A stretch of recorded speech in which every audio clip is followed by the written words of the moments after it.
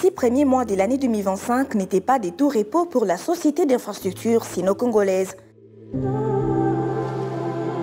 Durant ce premier semestre de l'année en cours, CISC SA était à pied d'œuvre jour et nuit afin de mener à bien tous ces chantiers pour la modernisation des infrastructures routières en République démocratique du Congo dans le cadre du programme sino-congolais. À Kinshasa, la construction d'une septantaine de kilomètres de rocades sud-est et sud-ouest avance une année après le lancement des travaux par le chef de l'État Félix Tshisekedi.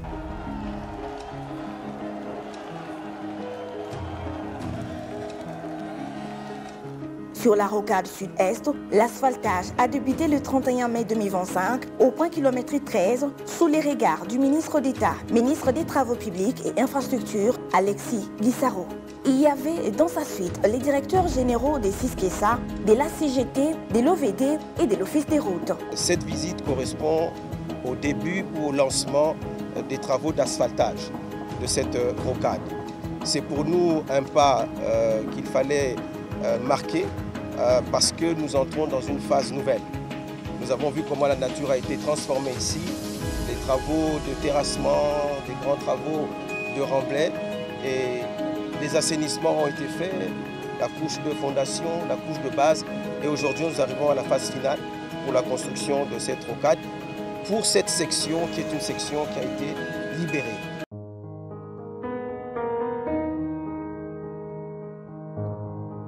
Les travaux ont sensiblement avancé. Les dallos 52 ont été conçus, 11% ont été achevés. Les caniveaux, 70,89 km ont été conçus, 24 km ont été construits. Les taux d'achèvement est de 33,86%. CISC a également procédé à la conception de la couche de la fondation des 36,39 km, 10,5 km ont été construits, 28,85% ont été achevés. Il y a eu la conception de la chaussée en béton bitumineux sur 37,8 km. La pose d'asphalte a été réalisée sur 2,5 km en double voie et partiellement réalisée sur une seule voie sur 2,1 km.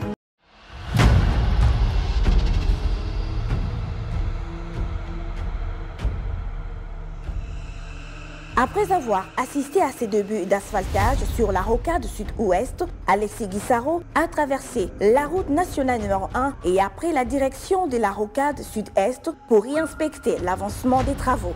Quelques mois plus tôt, les députés provinciaux ont précédé Alexis Guissaro sur ce chantier des rocades. Ce projet, c'est un projet qui est porté par le chef de l'État pour régler les problèmes de circulation de la ville de Kinshasa. Vous avez remarqué la présence du BTC qui fait le contrôle, l'OVD aussi est dans la mission de surveillance. Et nous, ce projet se comporte très bien jusqu'à ce jour, dans le respect du planning. Le 26 janvier 2025, une délégation du bureau de l'Assemblée provinciale de Kinshasa, composée de la vice-présidente Germaine Chinyama Nzolantima, du rapporteur André Kongolo et du questeur Sourat Mubengaï Kamanga, a visité les travaux de la construction des rocades sud-est et sud-ouest. Ces députés provinciaux sont venus se rendre compte de l'évolution des travaux et apporter leur précieuse contribution pour l'accélération de ces travaux. Les travaux sont très bien faits, de grande qualité et j'encourage la CGT de continuer dans ce sens. On est venu voir de visu, on en a entendu parler, mais on devait palper du doigt pour voir comment c'est qui se passe et on est très content. Là où il faut exproprier, pour voir comment ça va se passer par rapport à la population et par rapport à la CGT.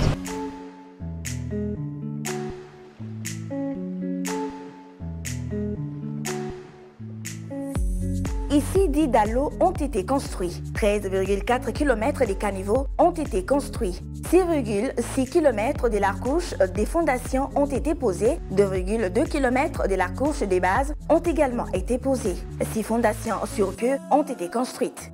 Les élus provinciaux de la ville de Kinshasa ont été sollicités par la Société d'infrastructure sino-congolaise et l'Agence congolaise de grands travaux pour résoudre l'épineuse question d'expropriation des espaces urbains le long de ces rocades.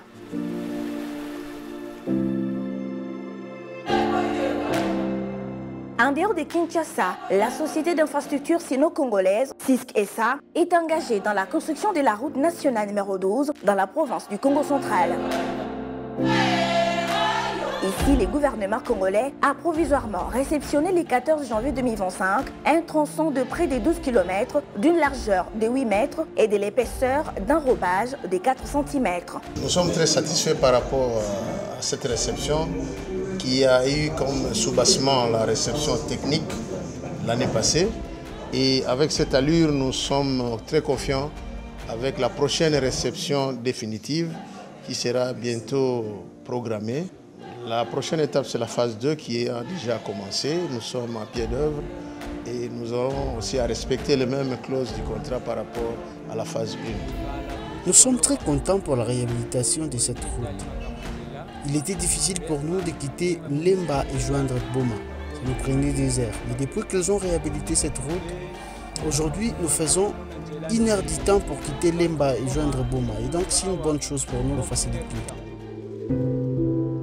Le tronçon qui a été réceptionné est compris entre le village Manterne dans les territoires de Mwanda et celui de Lemba situé dans les territoires de Lukula dans la province du Congo central. Avant que cette première phase de construction de la route nationale numéro 12 ne soit provisoirement réceptionnée, il y a eu une mission d'inspection conjointe entre les différentes parties contractuelles, notamment les représentants du ministère des ITP, les délégués de l'Agence congolaise de grands travaux ACGT, les représentants de l'Office des routes et la Société d'infrastructure sino-congolaise, représentée par son directeur général adjoint. Le 18 janvier 2025 a marqué le début de la phase du projet Manterne. Nous venons de remercier l'entreprise exécutante dans la qualité. Nous voulons cheminer jusqu'au bout et nous encourageons l'entreprise exécutante de continuer avec cet élan afin de terminer cette RN12 qui est d'ordre vraiment capital. Ici également, l'avancement des travaux est notable. Les travaux de terrassement concernant la couche des fondations, 18,72 km, ont été construits. Quant à la chaussée en béton bitumineux, 7,08 km ont été construits. À propos des travaux d'assainissement, 5176,5 mètres de caniveaux en maçonnerie en moellon ont été construits. 429,5 mètres de caniveaux en terre en forme de V ont été aussi construits. Pour mener à bien l'ensemble du projet ainsi que la partie concernant le drainage, une base vie a été installée ainsi qu'une carrière, une centrale à béton, une centrale de mélange d'asphalte et une usine de broyage de remblais. Le 29 septembre 2024, le projet Kananga Kalambambouji a été lancé dans la province du Kasaï central et la société d'infrastructure sino-congolaise n'a pas baissé les bras. Cette entreprise chinoise poursuit la construction de la route Kananga Kalambambouji. En dépit de l'état d'infrastructure dans cette partie du pays, les engins lourds ont été acheminés pour la progression du chantier. Tout va bien, les travaux sont en cours, on est en train de monter. Le concasseur est déjà en cours, on a déjà commencé à monter les marteaux, déjà on a... Pour la conception des travaux de la praticabilité, 200 km ont été achevés pour un taux d'achèvement de 100%. À propos des caniveaux en béton armé, 6030 mètres ont été construits. Pour la couche des fondations en gravier granulométrique, 600 mètres ont été construits. Quant à la couche des bases en gravier granulométrique, 485 mètres ont été construits. Ici, pour les travaux de drainage, la construction de la base vie a commencé le 20 août 2024 et s'est achevée le 30 octobre 2024. L'usine de broyage est en construction.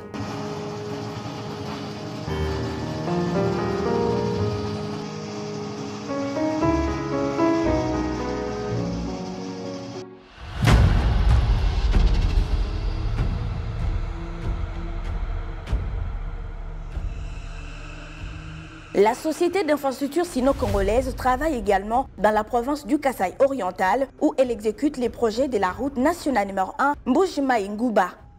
Cette route a une longueur totale d'environ 853 km, dont 55,42 km ont été achevés et ouverts à la circulation. 189 km sont en cours de mise en œuvre, dont 39 km des bases des graviers nivelés ont été achevés. 6 ponts sont en cours de construction et 26 pieux ont été scellés.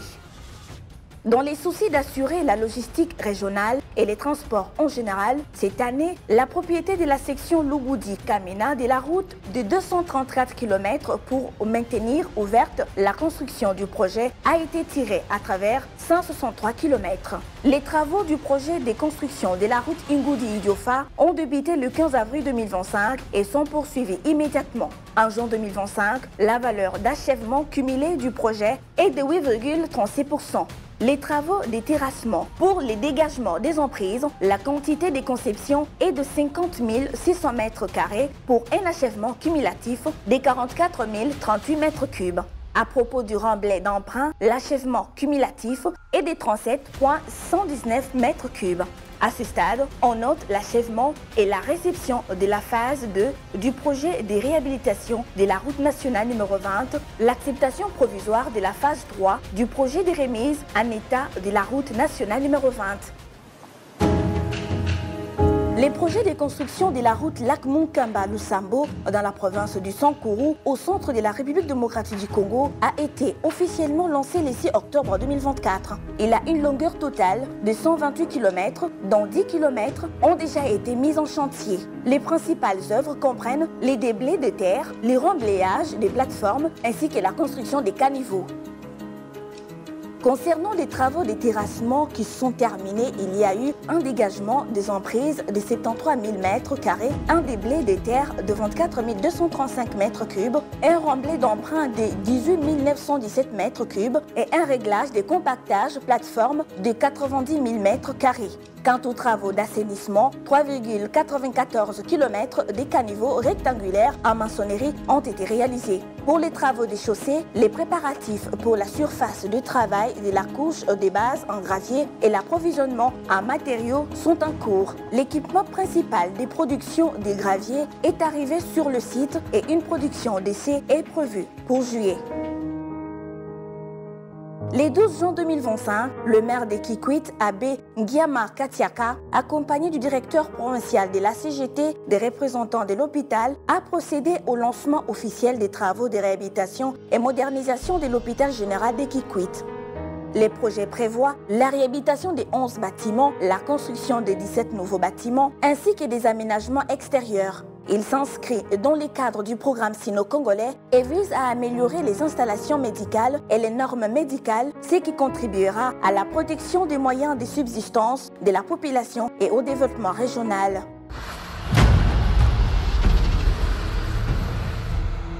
Concernant la construction d'un stade à Idiofa, les terrains de football occupent une superficie de 8 000 m² avec une capacité de 10 000 spectateurs et disposent de 2 tribunes en béton est et ouest et la superficie totale de la terre expropriée s'élève à 40 000 km².